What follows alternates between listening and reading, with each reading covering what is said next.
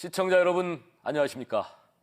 무안국제공항에서 벌어진 제주항공 여객기 참사로 충청권도 큰 슬픔에 빠졌습니다.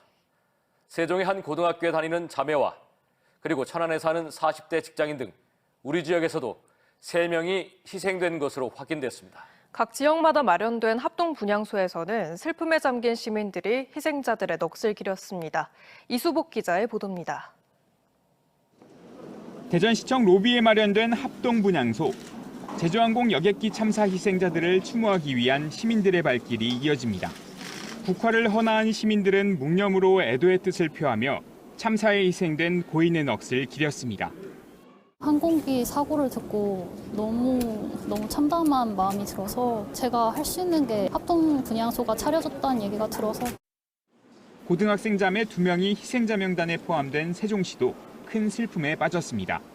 경기도 오산에서 살다 세종의 한 고등학교를 진학한 자매는 외할아버지 팔순을 맞아 어머니 등 가족 9명과 방콕 여행을 떠났다 화를 당했습니다. 세종시 교육청에 마련된 분향소에는 자매 중 동생의 신원 확인이 안 돼 위패도 놓여지지 못했습니다. 세종시 교육청은 비상대응반을 운영하고 유가족들을 지원하기 위해 사고 현장에 직원을 급파했습니다. 큰 슬픔에 빠진 학생과 교직원들에 대한 심리치료도 지원하기로 했습니다. 학교에 찾아가서 우리 학생들이 그 받을 충격으로 인해서 힘들어하지 않을 수 있게 상담이라든가 다양한 지원을. 천안에 사는 40대 남성이 부모님을 모시고 태국 여행을 떠났다 희생당했다는 소식이 전해진 충남도에서도 추모의 발길이 이어졌습니다. 피해자 추모를 위한 합동분향소는 대전시청 1층 로비와 세종시청 남쪽 광장과 세종시 교육청 1층, 충남도청 1층 로비에 설치돼 다음 달 4일까지 운영됩니다. TJB 이수복입니다. 제주항공 여객기 추락사고로 인한 희생자들을 추모하기 위해 충청권 지방자치단체와 시민사회도 해넘이와 해맞이 행사들을 취소합니다. 매년 새해 첫날 맨몸으로 대전 갑천변을 달려 전국적인 행사로 자리 잡은 맨몸 마라톤도 전격 취소했습니다. 조혜원 기자입니다. 내년 1월 15일까지 보람동 이응다리 남측과 수변공원 일대에서 펼쳐지는 세종시 빛축제. 축제 시민 추진단이 제주항공 여객기 참사에 대한 범국민적 애도에 동참하기 위해 내일 밤 예정했던 새해맞이 드론 불꽃쇼를 전면 취소했습니다. 축제 현장 주변에 애도 현수막과 추모 리본을 내걸고 국가 애도 기간인 내년 1월 4일까지 버스킹 행사도 모두 취소하기로 했습니다. 희생자분들이 많이 나오셨기 때문에 우리가 당연히 애도를 해야 되고 이러한 애도 기간에 저희들이 마음속으로 정말로 명복을 빌도록 하겠습니다. 대전과 세종, 충남 곳곳에서 열릴 예정이던 새해맞이 행사들도 대거 취소됐습니다. 태안군은 내일 예정했던 해넘이 해맞이 행사를 취소하고 꽃지 해수욕장에서 열기로 했던 2025 태안 방문회 선포식도 잠정 연기했습니다. 당진시와 서천군도 외목마을과 마량진항에서 해넘이 해돋이 행사를 갖고 새해 카운트다운과 떡국을 나눠 먹는 시간을 가질 계획이었지만 모두 취소했습니다. 천안시는 31일 제야 행사와 1월 1일 해맞이 행사를 비롯해 1월 3일 열려던 신년 교례회 행사까지 모두 취소했고 해맞이 행사를 취소한 예산 떡국 나눔 행사에 쓰려던 떡국떡을 지역 사회복지시설에 전달하기로 했습니다. 지역 주류 기업인 선양소주가 매년 새해 첫날 대전 엑스포 과학공원에서 개최해온 맨몸 마라톤을 취소하는 등 기업들도 추모 분위기에 동참하고 있습니다. 당초 접수 인원을 훌쩍 넘긴 4천여 명이 신청하는 등 큰 호응을 받았지만 참사 애도 물결에 동참하기 위해 전격 취소를 결정한 겁니다. 한편 보령시는 내일 대천해수욕장 분수광장과 새해 첫날 성주산 일출 전망대에서 여는 해넘이 해맞이 행사를 예정대로 진행하되 축하 공연 등은 축소하는 방안을 검토하고 있습니다. TJB 조혜원입니다.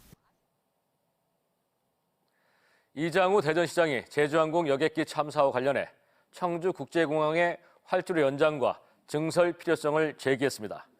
이 시장은 주간 업무회의에서 대전 시민과 충청도민이 가장 많이 이용하는 청주국제공항도 활주로 길이 연장과 활주로를 추가로 증설하는 문제가 굉장히 중요한 현안이 됐다며 늘어나는 청주공항 국제 노선에 맞춰 모든 조치를 취하겠다고 밝혔습니다. 한편 무안공항의 콘크리트 재질 둔덕으로 참사 피해가 커졌다는 주장이 제기되면서 청주공항도 비슷한 구조물이 있는 것으로 확인돼 이에 대한 대책 마련이 필요하다는 지적이 나오고 있습니다. 다음 소식입니다. 어젯밤 대전의 한 지하차도에서 승용차와 시내버스가 정면 충돌해 2명이 숨지고 1명이 다쳤습니다. 승용차가 역주행을 하다 버스와 부딪힌 건데 경찰은 운전자가 인근에서 음주운전을 벌이자 이를 피하려다 사고가 났을 가능성에 무게를 두고 수사를 벌이고 있습니다. 전유진 기자입니다. 흰색 승용차에서 시뻘건 불길이 치솟고 소방관들이 연신 물을 뿌려댑니다. 승용차 앞쪽은 형체를 알아보기 어려울 정도로 찌그러졌고 시내버스도 앞유리가 깨졌습니다. 어젯밤 11시 10분쯤 대전 서구 만년동의 지하차도에서 승용차와 시내버스가 정면 충돌하면서 불이 났습니다. 불은 17분 만에 꺼졌지만 승용차 안에서 20대 남성 운전자와 30대 여성 동승자가 숨진 채 발견됐습니다. 그 차에서 연기하고 불꽃이 있어서 이제 소방대원들이 불꽃을 진압을 했고 차 안에는 이제 조수석하고 운전석에 이제 사람 2분이 계셨었던 상황이었거든요. 사고 당시 버스는 운행을 마친 뒤 차고지로 돌아가는 중이어서 다행히 타고 있던 승객은 없었고 버스 기사도 가벼운 부상에 그쳤습니다. 상태는 좀 경상이라서요. 어제 병원에 갔다가 야간에 복귀했어요. 사고가 난 현장입니다. 보시다시피 중앙분리대가 견고하게 설치되어 있는 자동차 전용 도로입니다. 사고는 이곳 지하차도에서 신탄진 방향으로 가는 차로에서 발생했습니다. 경찰은 승용차가 역주행을 하면서 사고가 난 것으로 보고 있습니다. 실제로 사고 장소에서 2km 정도 가면 나오는 대화요금소에선 어젯밤 10시 반부터 경찰이 음주 단속을 벌이고 있었습니다. 경찰은 운전자 A씨의 혈액을 채취한 뒤 국립과학수사연구원에 정밀 분석을 의뢰해 음주운전 여부를 확인할 계획입니다. 또 고속도로 CCTV 영상을 확보해 운전자가 처음부터 역주행 차로로 진입했는지 아니면 음주 단속이 실시된 요금소 앞에서 유턴을 했는지 등을 확인할 방침입니다. TJB 전유진입니다. 지역에서 남는 에너지를 수도권으로 옮겨 쓰기 위한 전북 신정읍과 충남 신계룡 송전솔로 입지를 놓고 금산군 진산면과 전북 완주군 주민들의 반발이 거센 가운데 국민권익위가 입지 선정에 절차적인 하자가 있다는 의견을 내놓았습니다. 국민권익위원회는 주민들의 민원을 검토한 결과 공무원을 주민 대표로 위촉하는 등 입지 선정위원회 구성에 하자가 있다며 재검토를 주문했습니다. 주민들과 환경단체는 한전의 일방적인 송전솔로 입지 선정의 중단을 촉구하고 관련 사업의 집행정지 가처분 신청과 무효 소송도 제기했습니다.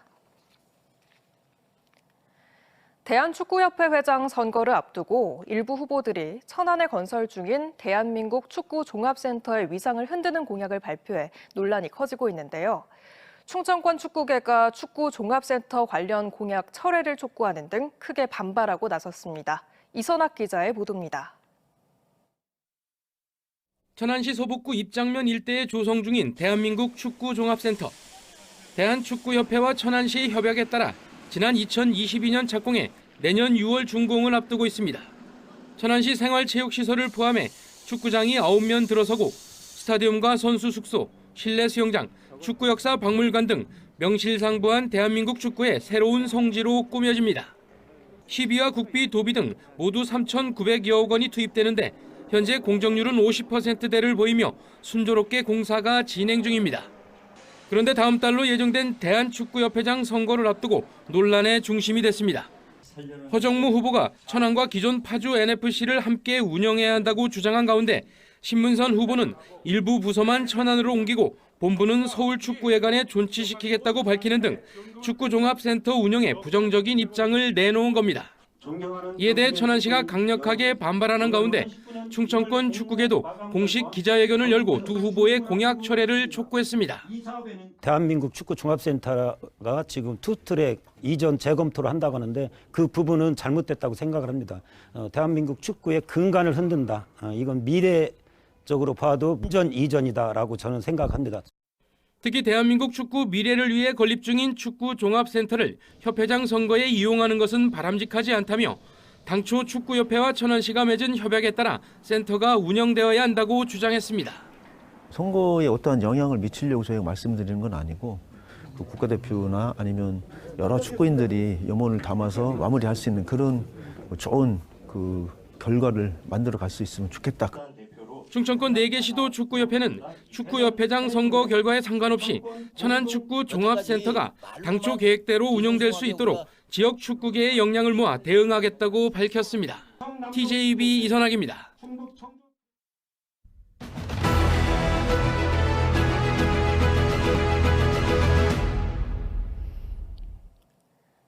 한 해를 마무리하는 연말을 맞아 올 한 해를 돌아보는 기획보도 아듀 2024 시간입니다.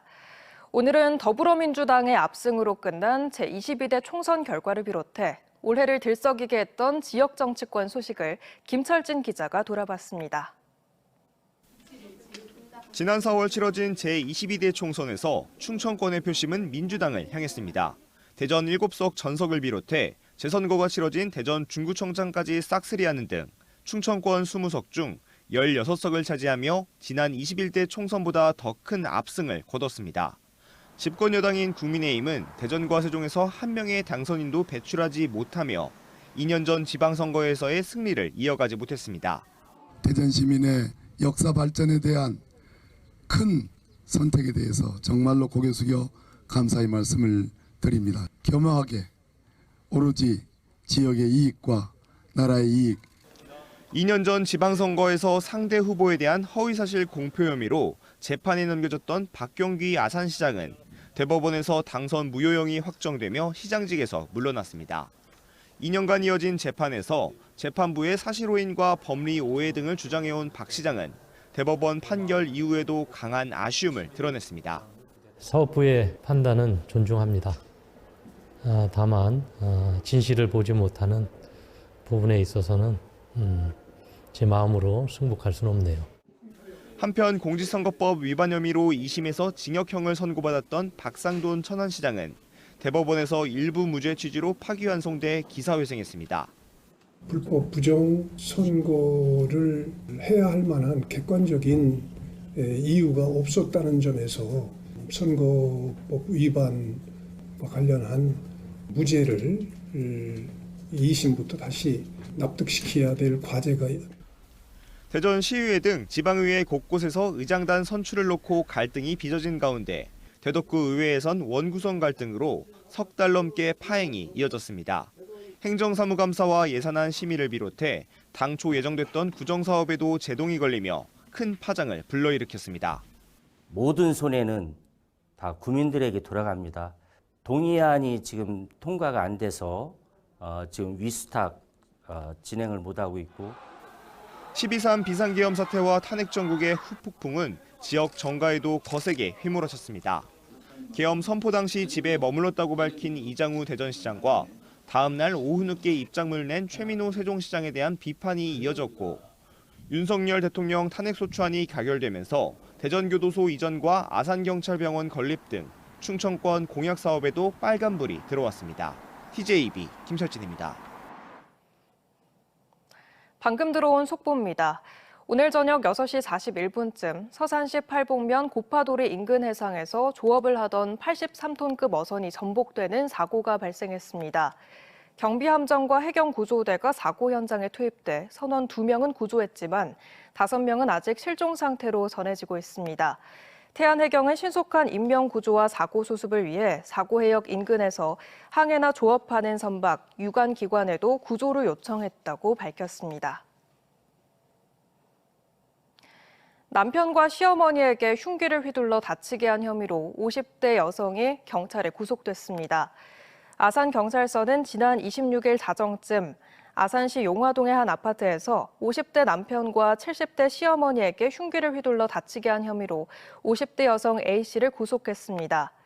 A씨는 경찰에 생일을 맞은 시어머니 집에 방문했다가 말다툼을 벌이던 중 남편도 편을 들어주지 않자 홧김에 두 사람에게 흉기를 휘둘렀다고 진술했습니다. 응급실 야간 진료를 중단했던 세종 충남대병원이 새해부터 야간 진료를 재개한다고 밝혔습니다. 야간 진료는 홀수일 오후 6시부터 다음 날 오전 8시까지 진행되고 설 연휴에는 24시간 정상 진행됩니다. 응급실 야간 진료 재개는 지난 9월 응급의학과 전문의들이 잇따라 사직하면서 야간 진료를 전면 중단한 지 5달 만입니다. 대전시가 문화체육관광부 주관 특수영상 제작 거점 조정 사업에 최종 선정돼 3년간 총 55억 5천만 원의 국비를 지원받게 됐습니다.